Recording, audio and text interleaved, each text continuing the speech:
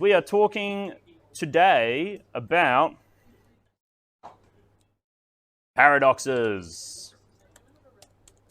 There have been two famous scenarios of paradoxes, but since special relativity has become an accepted science, people have always challenged it because it is just so counterintuitive and it feels like it couldn't possibly be real. As is the case, and Hannah asked a really good question at the start of this, which is a paradox. If you see someone moving relative to you, you see their time run slow. So if you're on Earth watching an astronaut flying along, you would see them doing everything slower. Literally, if you looked at a clock on board their ship, it would tick slower, okay? And likewise, you would see them age slower. But what do they see? They see you going slower, right? How could that be possible? How could you see them aging slower and they see you aging slower? And who ends up actually aging slower? If we then reconvened, would one of us be older? Well, it turns out yes. And that seems to disagree with the rules of special relativity. There's a very simple solution to it though, but first let's really dive into the problem.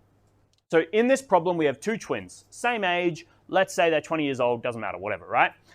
Two twins, they say farewell to each other. The space twin, we're going to refer to him as TS, twin space, departs on a space trip, okay? He travels at 0.8 c relative to the Earth, and the space twin's journey, traveling at the space, yeah, that sort of makes sense. And the space twin's journey is 30 years.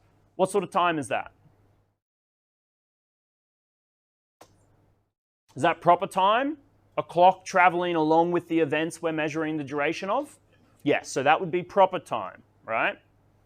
Which means that the Earth twin will measure what for this journey? Relative time, right? So, twin on Earth. We'll quickly convert 30 to seconds. How many days are there in a year? 365?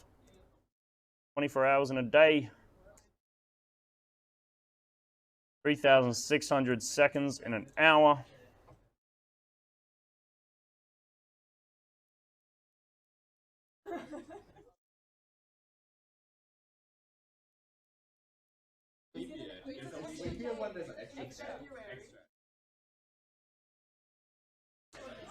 Whatever, it's close enough, guys. Doesn't matter. V velocity equals 0.80 c.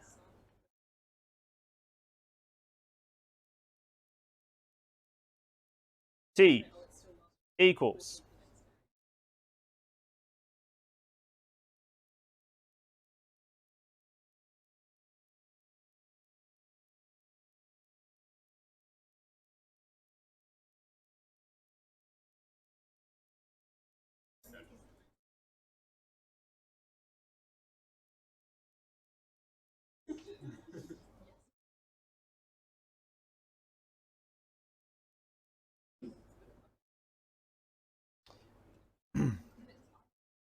let's just do it in years, actually. It'll just be easier.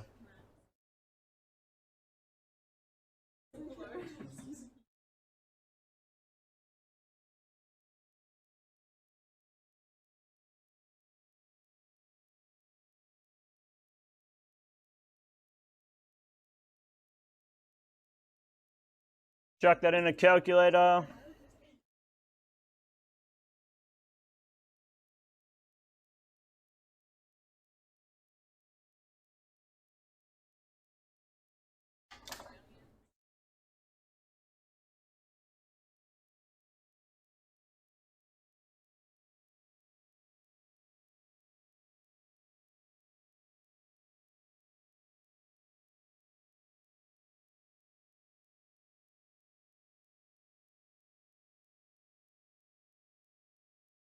$50 years.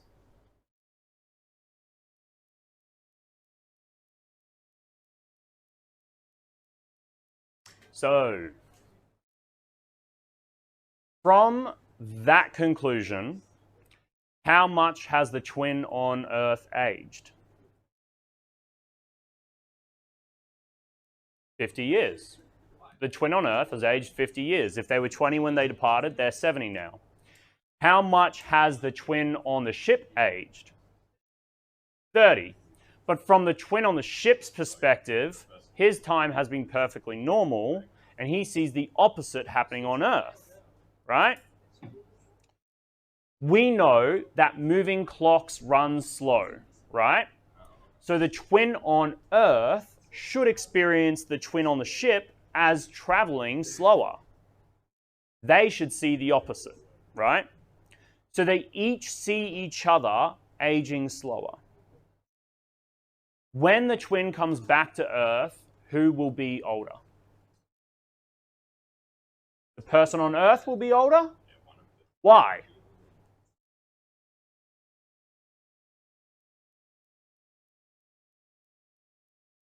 But not to the person on the ship. To the person on the ship, when they looked at the Earth, they saw the Earth running slow. So when he comes back to Earth, he would expect the person on Earth to be younger because their time was running so slow. He's up in his ship being like, oh man, I'm already having my first birthday. My twin's got another 2 weeks till his first birthday. He would physically see his twin on Earth aging slower. But then when he comes back, are they the same age? Is one older? How does this work? And why is this not a problem for special relativity? Kobe, that should be a way. Why is this not a problem for special relativity? Why is this not an issue at all? Because absolutely, this doesn't make any sense. It's not a paradox, though. It actually does not break.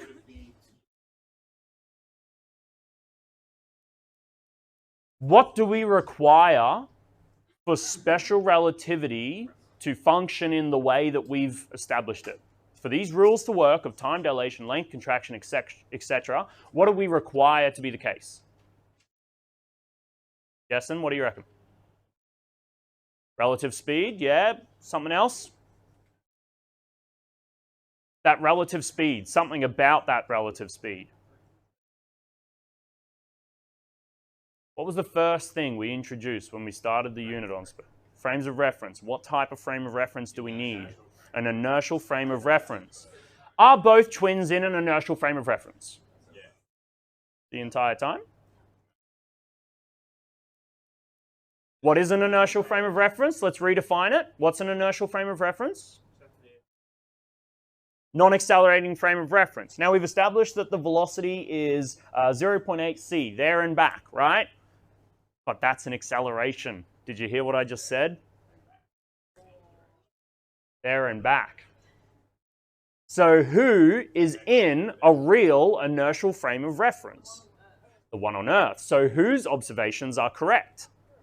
The one on Earth. So the one on Earth sees a relative change, and that relative change will come true because they remain in an inertial frame of reference. And the observation they make at the end of this is from an inertial frame of reference. So it will be true according to the rules of relativity. The twin on Earth measures the correct time, even though it's relative time, he measures the correct time because he maintains an inertial frame of reference. So he will see the twin in the space ship experiencing time slower, aging slower, and when that twin gets back, that will be the observation that is true. The twin on the space station moving at a relative velocity will have aged slower, okay? Yes?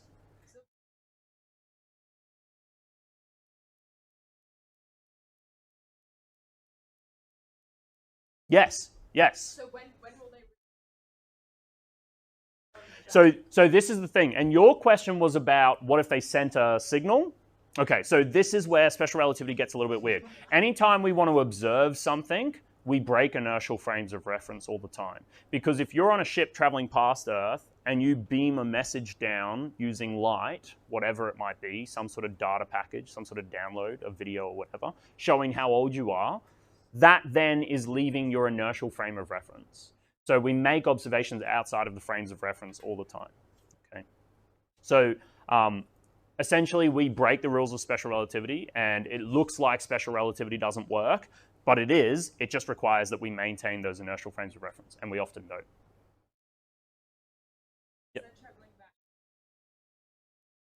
Yeah, so I can show you guys a video from that guy who does the little Ouija board thing. He does a really good video showing how this would actually work and what the observations might look like. And you have to think about it. If you're traveling back to Earth at almost the speed of light, let's say you were sending a Morse code every year that passed, right? You're moving away, and every year you send your code back. Moving away, send your code back, right? When you go back, it would be Morse code signal moving, your ship moving at 80% of that speed. Next Morse code signal, next Morse code. So all your Morse code signals would line up, and when the first message that you sent arrived, you'll arrive only 20% later. So you start your journey, and for 15 years out, 15 years back, or whatever, but the person on Earth will see most of the messages in the last little bit. Person on Earth will be older. Yeah. No. Other way, sorry. The person on Earth will be in the truer reference frame, so their observations will be correct. So they're older. The person on Earth is older because they're experiencing, the ship experiencing slower time. Slower time means you age less. Person on Earth, yeah. So let's write that down. Let's document that. So both the Earth and space twin should observe the other age slower. However, that's not how to use for however. However, at the end of the journey, the space twin returns to find the Earth twin is older. Why? The reason is the space twin changed reference frames, accelerated on the return journey.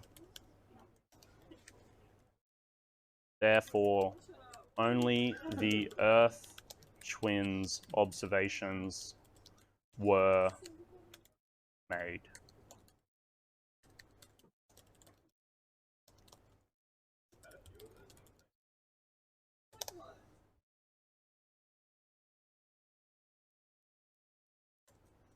So that is called the solution to paradox. And as much as I hate to say this, you kind of just have to remember that as far as assessment sort of skills here. You need to remember that inertial reference frames are broken when something accelerates. And if something breaks an inertial reference frame, its observations will break the rules of special relativity. So it will observe different, weirder things, okay? And this can happen in all sorts of situations. Do you want to watch a video on this? All right, get those down, and then we'll go watch a quick video. All right, the next one is the barn doors. So we can all agree here that we have a barn.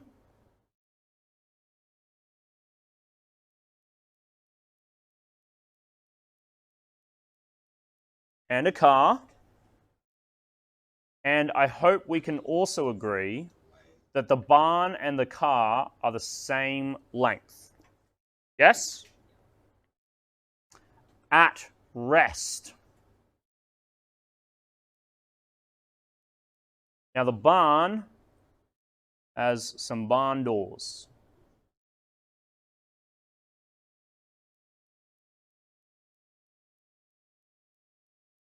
Yes, I have mentioned this before. Okay, that's the barn door. Hopefully that looks like a door. And again, let's clarify that there is some length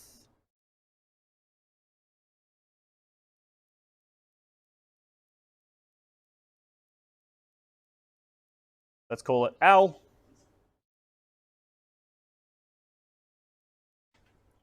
And we can say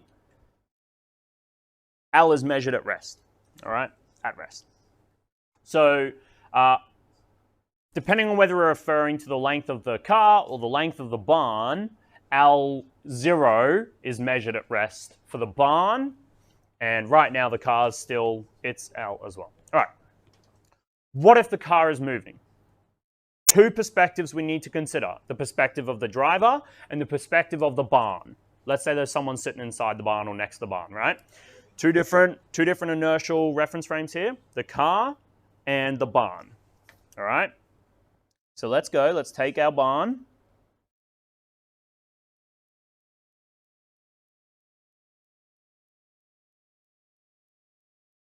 When velocity of car how do I say is relativistic? When v, whatever, we'll just say when v is greater than 0, okay? When v is greater than 0. When there's some velocity for my car, what would someone driving the car, well actually let's do the barn's perspective. What would the barn's perspective see in regards to length contraction as this car flies through the barn at some speed? The barn would see length contracted for the thing moving relative to it. Agreed? Yeah? So if you were standing still next to the barn, you would see this thing. I can't just squash it, which is annoying. But you would see this thing get a lot shorter.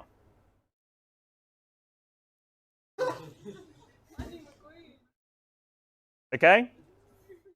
You would observe something like that as it moves through the barn at high speed. Boom. Right? Now, the situation is when the vehicle enters the barn door is shut. Okay? Both doors shut, snap, closed, and back open instantly, and the car carries on through, back out the other side. We'd agree with that. Yeah? No issues so far? What would the car see? Let's go back. If now we flip it, and we're talking about the car's perspective, what is moving relative to the car? The barn. So what would the barn look like to the car? Length would be contracted. Now here lies the paradox. If length is contracted,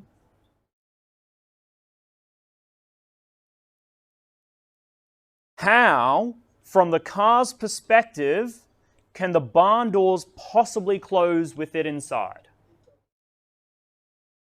What happens then?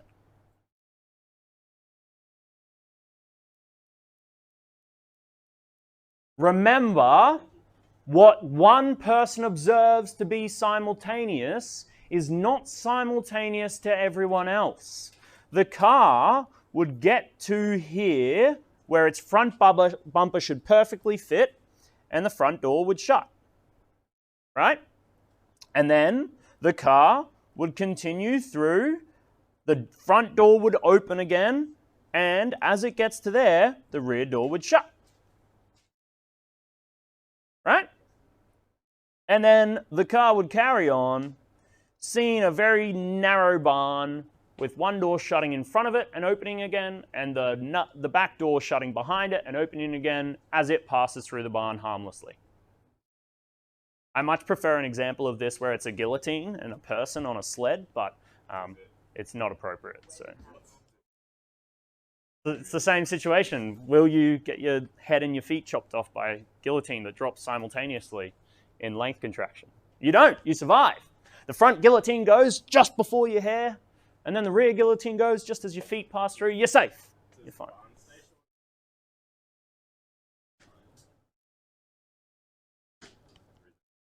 As far as you're concerned, yes. Yep. Yep. Cool? So, solution to the barn door paradox.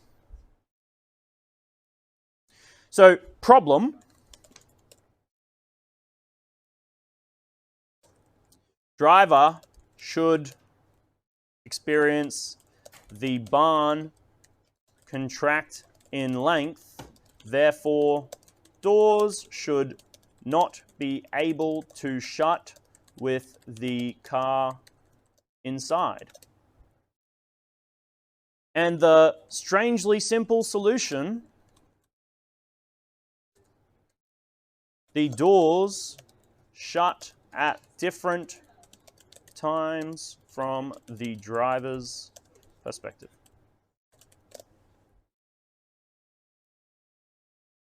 Is my bag in the way or can people see? All good? All right, I will pause the very, very long recording now.